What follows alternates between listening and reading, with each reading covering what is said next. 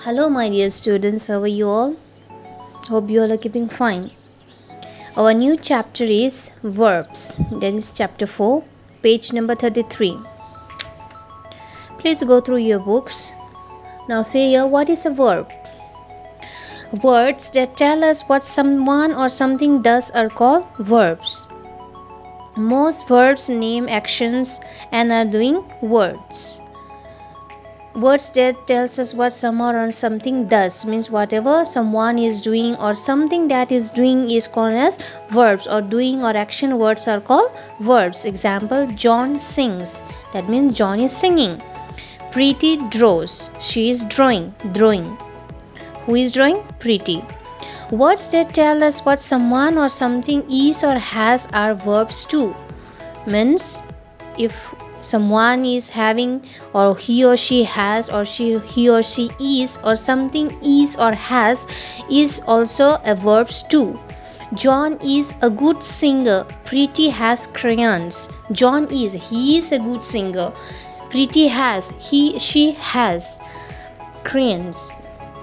Am, are, was, were, have and had are some more examples of such verbs. Sometimes we add these verbs to doing words and use them together as a verb. We are using am or are, as, were, have and had. This is also an example of such kind of verbs. And then sometimes we are using these words with the doing words and we are using them together as a verb. When you use like this, they become helping verb. When we are using those words together, then it becomes a helping verb. We add ing to the doing words. At the end of the word, we are adding ing to use them helping verb. Example, you can see here, John is singing. Is plus sing plus ing.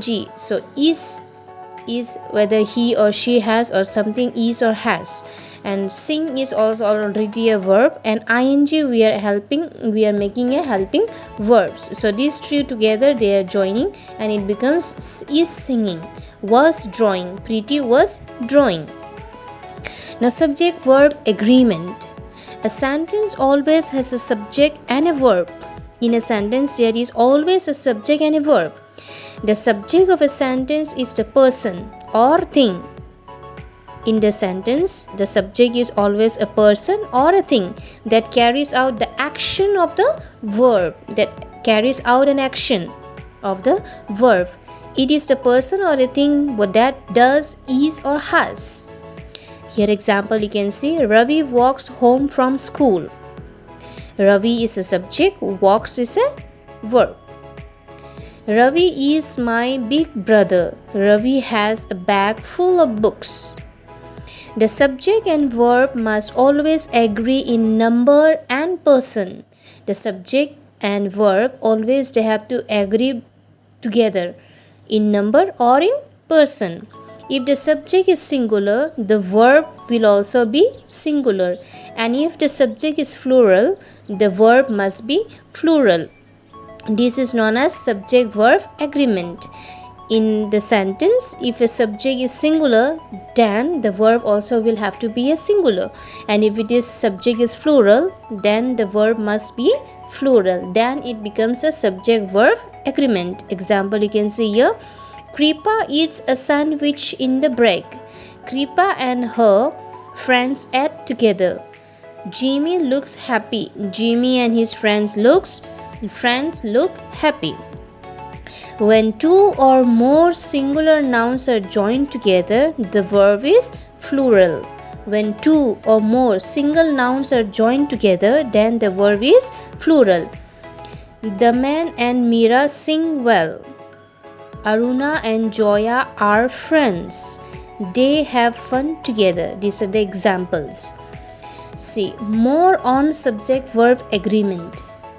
If the subject is a collective noun, the verb will usually be singular. If the subject is a collective noun, then the verb will be singular. Example, the team is going to Chennai for a match. The team is a collective noun. So, if it is a collective noun, then it will be a singular. The verb will be single, that is. The two subjects are joined together by and but talk about the same thing, then the verb will be singular. If the two subjects are joined together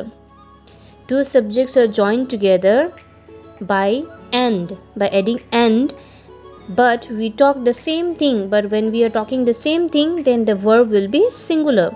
Rice and dal is my favorite meal. We cannot say rice and dal are my favorite meal. Rice and dal is my favorite meal, because both are subjects. The two subjects are connected by the words or, not, neither, nor, not only, but also, and the verb will be singular. Example, either John or his brother has written this note. Titles of books and movies are always treated as singular and used with a singular noun. The title of the books, the name of the books, and the movies are always treated as singular. It is not plural, it is singular, and it is used with a singular noun. Example, The Incredibles was a popular children's movie. When the subject is that, this, anybody, nobody, someone, anyone, everything, something, or anything, the verb will be singular. That is an easy sum.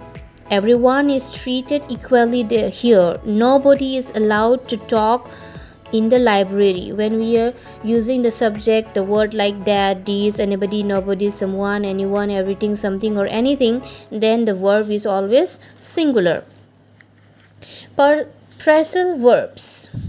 A phrasal verb is a verb that is paired with another word. When we are pairing another word, that is a phrasal verb. The meaning of a phrasal verb is quite different from the verb by itself. It is different from the verb itself. There are many phrasal verbs in English, and they are many language interesting and colorful, and they make language interesting and colorful. Example, you can see here, the verb takes means to hold and remove something. Take means to hold or remove something, but take off, when we are using a phrasal verb, rise into the air, take off, that is another interesting languages, and it is more probably different kinds of word. Take off means rise into the air. Take down means defeat someone. Take over, gain control of something. Take up means start a new hobby or fill up a space. This is the way we are using a phrasal verb. What is object of a verb? You have learned that the subject is a sentence, is the person or thing that carries out the action of a verb. Earlier, when we are talking about the subject verb agreement, that time we can see that it carries a subject of a sentence, of a person, of a thing that carries out an action of the verb. Here it is the same thing. It can also be called the subject of the verb. The object of the verb is the person or thing in a sentence that directly receives the action of the verb. The objects means the verb of a person or thing in a sentence that directly receives the action of the verb. Already it receives the verb action. It usually comes after the verb in a sentence, after the verbs, not before the verbs but after the verbs. Example here, subject, verb, object, you can see here. Farha wrote a story. Farha is a subject, wrote is a verb, a story. Story is an object, so it is after verb. I bought a loaf of bread. Mummy and Meena swam in the lake. This is the object how we are finding in a sentences. Do not let the other words in a sentence confuse you. Remember to identify the subject and object in a sentence. First, identify the verb. You have to first identify the verb, and then remember to identify what is the subject, which one is a subject and which one is an object. To identify the subject, ask yourself who or what is doing the action of the verb. Who or what? You have to ask yourself who or what is doing the action of the verb to find the subject. And to find the object, you have to ask yourself to whom or to what is the action of the verb being done. Means being done about the subject, who has done that or what he has done, that you have to find out, that action you have to find, that is an object. Transitive. So in the next class we'll read what is transitive and intransitive, modules, contraction.